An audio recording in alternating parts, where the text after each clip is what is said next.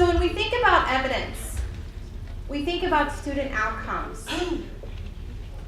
We think about how important it is that we measure what the students are going to produce. So we had this language function of prediction yesterday that we talked about.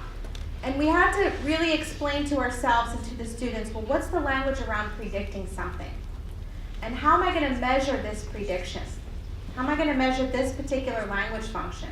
And then how am I going to measure the other content-based knowledge about this? So I'm going to show you some slides about weather. This is an actual assessment that has been modified, because we talked about modifications earlier, for entering students. So we have some pictures, and we're talking about science and weather patterns. And the goal here is that they're going to predict. Now I could have just put a blank line there and had the students write one word. But what do you notice about that, even though that it's an entering level student? Several of them get cold. Okay.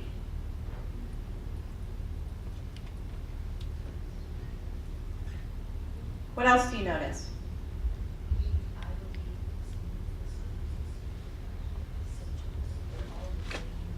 So there's similar sentence frame patterns.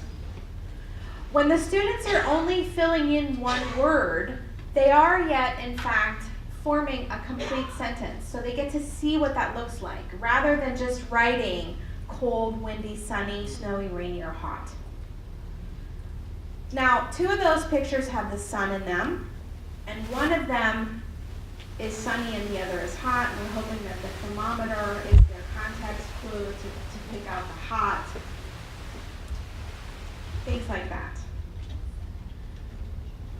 Same assessment with a little bit of a different twist. So here we still have the same support. We have a word bank. We also have a box with sentence frames. Same pictures, and now the students are going to write a sentence using the supports without that level of support. So you have, at least here, you have something started under each picture. There they're going to have to start it themselves. We keep going, language demands with a higher level student. We want to get to build that house, right? So these folks are going to write a little bit more, but we still left the supports there.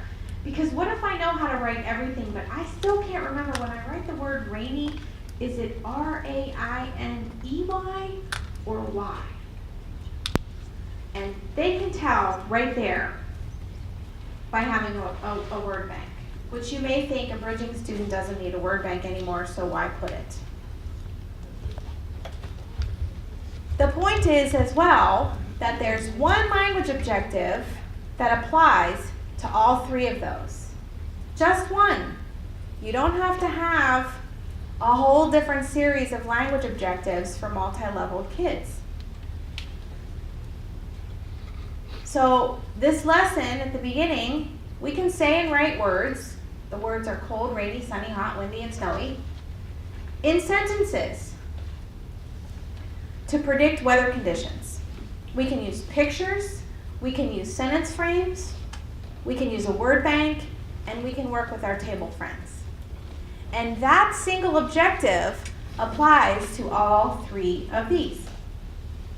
Because even if a student is only writing one word, they may be able to say the entire sentence. So now looking at outcomes,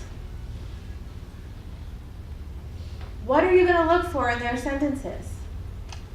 What are the students going to look for in their own sentences? And what kinds of language within the writing will measure their knowledge on weather? Because there may be some beginnings there, but this should lead to, okay, where do we go from here with the weather pieces and with the next steps in language? How will the students be involved in the assessment process?